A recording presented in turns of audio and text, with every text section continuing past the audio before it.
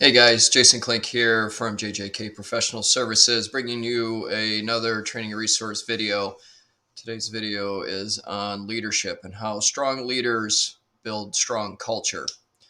Strong leaders that build strong culture is based on the concept of leaders that are in direct connection with each and every person on their team or within their organization. Creating this video today based on a news clip I saw recently. And it was about a leader in public safety that had or has a history of being completely disconnected from the rank and file of the organization. And within this news clip, instead of, and this may be something that the news didn't show, but within the news clip, instead of showing enough credit and appreciation for the staff, there was more credit and appreciation for the mayor that hired him. And I find a real problem with that because you're first and foremost, you're only as successful as the people that you lead. And if you're empowering them, if you are building a strong culture, and if you have high morale within your organization, these these people will do anything for you, and they will support the mission, and they will ultimately help the organization to grow.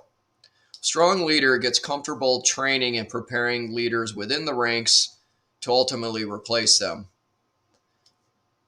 Weak leaders that worry about the bottom line or worry about production, worry about budgets over the people that are ultimately supporting the organization tend to make decisions that ultimately and negatively affect the organization as a whole.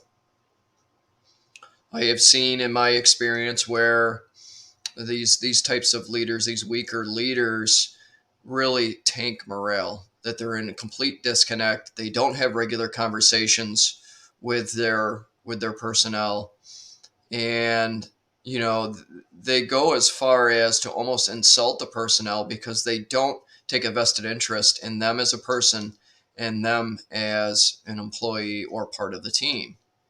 Stronger leaders will take that vested interest. Stronger leaders will sit down with the group and have conversations, or sit down individually with uh, staff members or personnel in order to entertain any kind of feedback, good, bad, or indifferent. They're entertaining feedback on the status of not only the team or the organization, but the status of the person that's working within that team and organization. First and foremost, as leaders, we should prepare our people to ultimately support the mission. We should empower our people. And I've talked about this a lot in other training videos, is that we should ultimately empower and prepare our personnel in order to excel within the organization, to take a vested interest in the mission. Our mission and our mission statement should be well communicated throughout the organization, so there's no gray areas. Strong leaders develop themselves. They take the time to develop their team and take a vested interest in the team and the organization, but they develop themselves. They study other leadership programs. They study other leadership trainers. I have gone as far as, throughout my tenure as a fire service leader and then beyond, of not only learning from some of the best in fire service leadership, but since then I have studied the instruction of John Maxwell and Jocko Willink and other strong leadership development type professionals that provide, more of the updated information for anyone in a leadership position. We have a very much of a generational influence on the overall temperature of our organizations. Baby boomers, Generation X, their focus was on, income and benefits for the most part. Millennials, Gen Z, that are coming and ultimately will drive our workforce over the next several decades, are very much concerned with work-life balance and culture within the organization. So as a leader, if you are ignoring culture as part of your organization, if you are ignoring the morale of the personnel working within your team, you will have a greater amounts and greater occurrences of turnover. You will have lower work output, and work ethics may or may not even be present. It's a lot for leadership on every level within an organization to um, have to focus on these several ingredients that go into successful organizations.